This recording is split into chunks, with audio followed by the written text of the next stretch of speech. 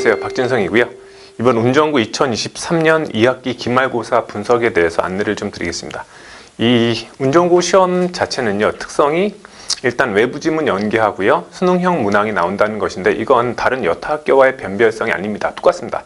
모든 학교가 수능형 문항이 구성되고 낯선 작품을 연계해서 변별력을 줄 텐데요. 그럼에도 불구하고 운전구 시험이 좀 더 다른 학교보다 어렵고 한 이유는요, 첫 번째는 외부 작품을 선정할 때 낯선 작품을 위주로 선정한다는 게 가장 큰 특징이고요. 두 번째는 선택지의 구성입니다. 선택지 구성 같은 경우에 단순한 선택지의 구성이 아니고 좀 더 까다롭고 복합적으로 구성을 하는데요. 예를 들어서 다양한 정보를 담고 있는 선택지 가운데 한 개의 요소가 아니라 두 개 이상 요소를 확인해야만 그 적절성을 판단할 수 있는 특징이 있는 거고요. 또 하나는 보통 우리가 학생들이 보는 게 오지선다형 문항 형식이긴 한데, 운전과 같은 경우에는 5개의 선지가 튀어나오지만 그 5개 안에서 2개 내지는 3개 이상의 문항을 같이 구성한 선택지를 고르게 돼 있거든요. 이게 소위 말하는 오지선다가 아니라 다지선다라고 부를 수 있는 형태일 텐데요. 이건 구체적으로 문항들을 보면서 좀 더 자세하게 안내를 해드리도록 하겠습니다. 먼저 이번 시험 범위는요, 중세국어 파트에서는 용비어 첨가하고 세종어제 훈민정음을 대상으로 삼았고요. 문제 실제 출제할 때는 가장 기본적인 이 교과서 안에 제시되어 있는 지문 이외에 다른 중세국어 지문을 더 추가해서 문제를 구성했습니다.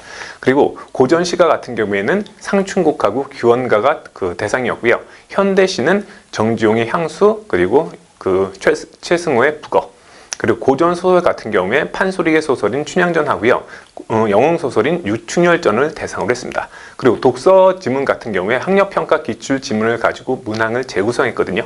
그래서 먼저 이제 독서부터 살펴보시면 시험지를 좀 같이 보도록 하겠습니다.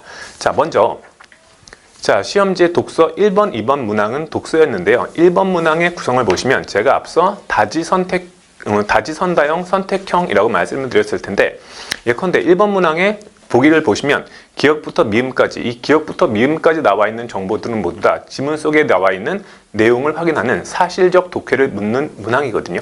그런데 이 가운데 발문을 보시면 보기에서 있는 대로 고른 것은 이라는 형태가 주어지죠. 그렇다면 보통의 오지선다에서는요, 5개의 선택지를 주고 그 중에 하나만 고르면 되는 것이거든요. 그런데 이런 문제 같은 경우에 기역부터 미음까지의 5개의 정보를 제시한 뒤에 이걸 묶어서 옳은 것만 고르는 유형이 나왔죠.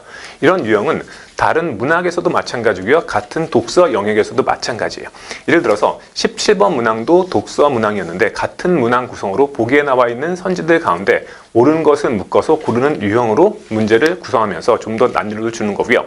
또 마찬가지로 문학도 똑같습니다. 문학의 10번 문항을 보시면 문학 10번 문항도 역시 마찬가지로 발문을 보시면 보기에서 있는 대로 골라달라 라고 하거든요. 그렇기 때문에 일반적인 오지선다에서는 5개 선지 가운데 옳은 것 또는 틀린 것 하나만 골라주면 되는 구성인데, 운전구에서는 여러 개의 선지들 가운데 옳은 것을 모두 다 또는 반대로 적절하지 않은 것을 모두 다 고르는 형식이기 때문에 이게 어려울 수밖에 없는 거고요.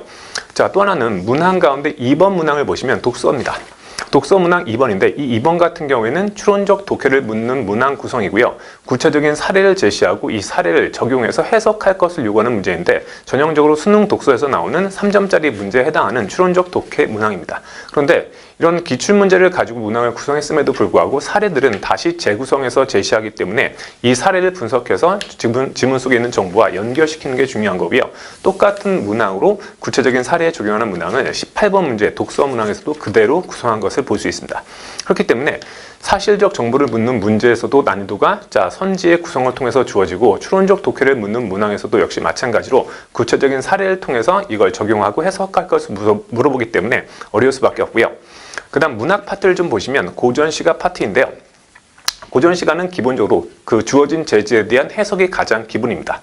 여기에 추가해서 외부 지문을 연계할 텐데, 운전구에서 외부 지문을 연계하는 방식을 보시면, 먼저 3번 문제 같은 경우에 보시면 두 작품의 공통점이나 차이점을 묻는 가장 전형적으로 수능에서 다루고 있는 문항 유형이거든요. 그런데 함께 제시한 자료를 보면 시험지 2페이지에 나 지문을 보시면 이건 안서우의 유언 12곡이 나왔습니다. 보통 한정가 가운데 학생들이 자주 보는 작품들이 있고 자주 보지 않는 작품들이 있는데 이 유언 12곡의 경우에는 자주 보지 않는 작품이긴 합니다. 그런데 보통 학생들이 고전시가를 가장 기본적으로 대표적인 작품들을 학습해놓고 다른 작품들을 해석할 수 있는 역량이 있다면 이런 문제를 구성하는 데 있어서 크게 어려움을 겪지 않는데, 문제는 뭐냐면 다양한 작품들을 학습해보지 않은 친구들에게는 시험 상황에서 이런 지문이 주어졌을 때 낯설 수밖에 없고 실수를 하기가 쉽다는 거죠. 자, 이런 외부 작품과의 연계 가운데 또 마찬가지로 저 뒤에 15번 문항을 보시면 학교에서 범위로 제시했던 건 규원가였는데 이 규원가와 함께 연계된 작품은 된동어미 화전가였습니다. 된동어미 화전가 같은 경우에 서사가사의 특성을 가지고 있는 작품으로서 다른 학생들이 수업을 할 때도 공부를 할 때도 자주 보진 않는 작품입니다. 낯선 작품이 연계된다라는 것이거든요. 자, 그래서 이런 외부 작품 연계할 때 마찬가지 15번 문항만 보더라도 규반 가사의 특성을 함께 제시하는 문항을 구성하고요. 한 장 뒤에 보시면 16번 문제도 마찬가지입니다. 자, 현대시나 고전시를 함께 물어보는 그런 문제에서도 보통은 자료에 대한 해석을 가지고 함께 물어보기 때문에 학생들에게 문제 해결에 좀 어려움이 있을 수밖에 없고요. 자, 현대시를 보시면 현대시에서도 작품 연계 양상을 보시면 좀 어렵습니다. 예를 들어서 현대시 같은 경우에 시험지에서 5페이지를 보시면 학교에서 제시한 작품은 향수였는데 그 밑에 나 지문은 이시영의 내 마음의 고향이 나왔습니다. 물론 이건 향수, 고향에 대한 그림을 다루는 작품들 가운데 가장 대표적인 작품이어서 우리 학생들도 학원에서 수업을 할 때 보고 들어간 작품이긴 하지만 실제 시험 상황에서 낯선 작품이 주어지고 그 5페이지에 9번 문제 같은 경우에 보면 역시 자료를 통해서 두 작품을 해석할 것을 요구했기 때문에 난이도가 높을 수밖에 없었고요. 또 하나 맨 뒤에 보시면 현대시를 구성할 때도 8페이지의 마지막 지문을 보시면 오규원의 물증이 국어와 함께 출제되었는데 이 물증 같은 경우에도 학생들이 자주 보지 않는 작품입니다. 이런 낯선 작품 등에서 난이도를 높여주는 게 특징인 거고요. 마지막으로 중세 국어를 보시면 앞서 말씀드린 대로 학교에서 제시했던 지문은 2개였습니다. 그런데 우리 중세 국어 문제를 보시면 19번 문제와 20번 문제를 보시면 구체적인 사례에 대해서 이제 적용할 것을 물어보는데 이런 구체적인 사례들은 모두 다 학교에서 제시하지 않았던 중세 국어 외부 지문을 끌고 들어옵니다. 보통 중세 국어의 음문부터 시작해서 단어 또는 문장과 문법 요소들에 대해서 종합적으로 물어볼 텐데, 자, 이런 물어보는 과정에서도 교과서에서 제시했던 또는 학교에서 제시했던 문헌 이외에 다른 중세 국어 지문을 끌고 들어오기 때문에 난이도가 높을 수밖에 없고요. 심지어 학교에서 제시했던 지문을 가져온다 하더라도 21번, 22번, 23번, 24번 문항 공통점이 뭐냐면 이미 학교에서 배웠던 지문을 가지고 하나하나 분석하긴 하되 그 분석 내용이 매우 세부적입니다.